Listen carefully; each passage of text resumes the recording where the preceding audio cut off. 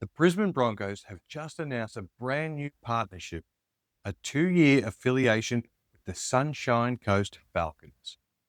On the surface, it might look like just another feeder club deal. But when you scratch a little lower, you'll see that this is a strategic masterstroke.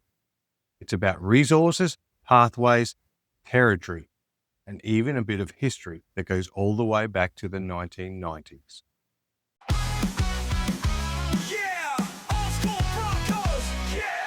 G'day legends, welcome back to the Old School Broncos podcast, where we talk everything Broncos, from the field to the boardroom, and always through the lens of the fans.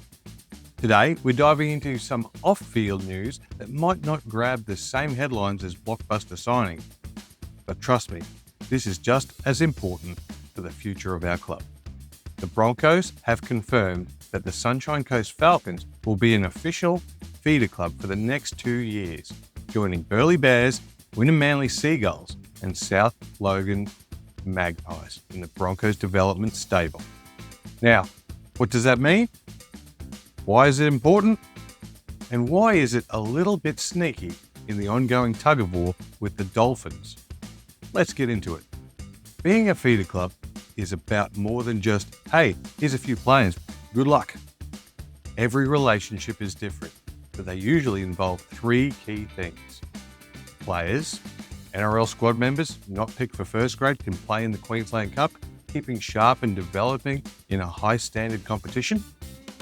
Resources, coaching expertise, physio, sports science and pathways, planning gets shared across the systems.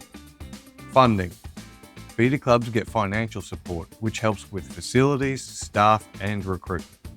For the Falcons, this means Broncos players will regularly trot out in black and gold.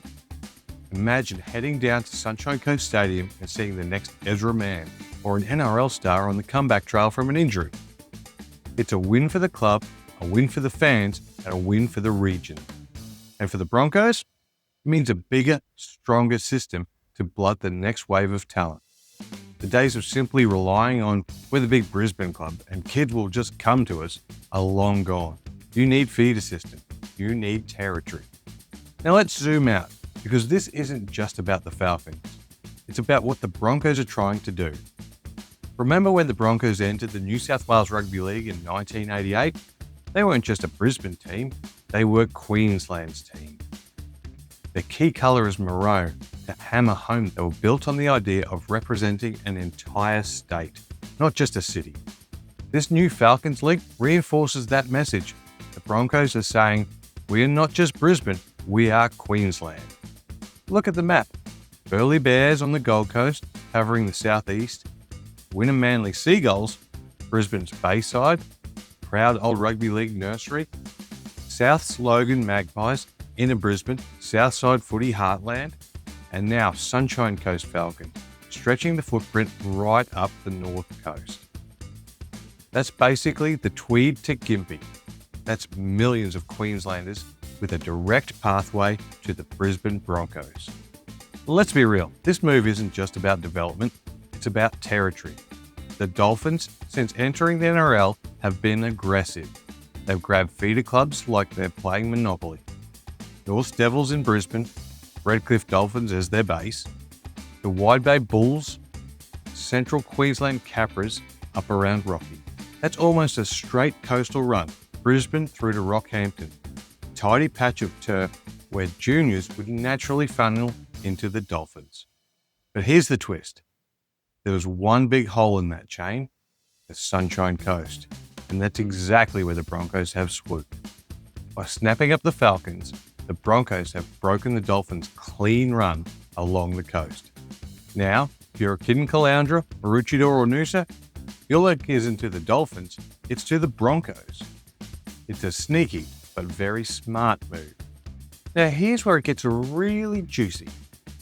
Because the Falcons aren't the Broncos' first link to the Sunshine Coast. Back in the 90s, the Kawana Dolphins, a local Sunshine Coast club, actually rebranded as the Kawana Broncos. They were part of the Sunshine Coast and Gympie competition, and the idea was simple: field a side full of young Broncos talent and give them a game in a tough regional comp. Some of the names who ran out in those colours? Wendell Sailor and Anthony Seibold, just to name a couple. Yep, Big Wendell was carving up local grounds on the Sunshine Coast as a teenager wearing Broncos colours. And where did they play? At the very same venue that the Sunshine Coast Falcons call home today. So this isn't brand new, it's almost like history repeating itself. The Broncos had a footprint on the coast in the 90s, they let it slip, and now they're back to reclaim it. The Falcons are no strangers to NRL partnerships either. For years, they were aligned with the Melbourne Storm, and it worked perfectly well. Players like Ryan Papenhuyzen and Harry Grant came through the Falcons system before becoming household names. That link has now ended, and the Broncos have swooped in. Falcons are ready-made for this. They've got strong facilities, they've got a passionate local league, they're in a booming region, thousands of juniors. For the Broncos, it's a perfect fit. For the Falcons, it's a chance to stay relevant, attract talent, and have a clear pathway to the NRL. In the modern NRL, pathways aren't optional, they're essential. Look at the Panthers, their dynasty is built on juniors and a production line of talent. Melbourne built their dominance on feeder systems when they didn't have juniors of their own. The Broncos, for a while, lost that edge. We saw young Queensland talent pinched by Sydney clubs or even going south to Melbourne. The Cowboys built up north, the Titans solidified the Gold Coast, and the Dolphins carved a massive slice out. The Falcons partnership is the Broncos saying no more. We're expanding, we're protecting, and we're investing. It's about making sure the next Reece Walsh, Payne Haas, or Ezra Mam doesn't slip away. It's about owning the pathways across the state.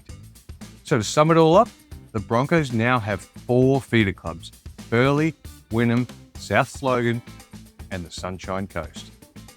Each feeder club gets resources, players, and funding, while the Broncos get a bigger development net.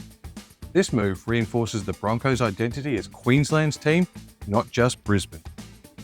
It also blocks the Dolphins from owning a full coastal strip of feeder clubs.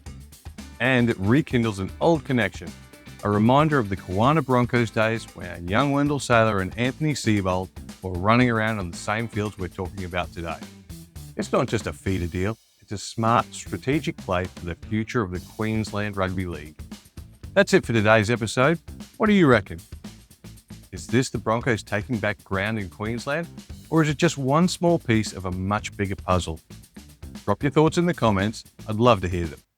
This is the Old School Broncos podcast. Let's go, Broncos.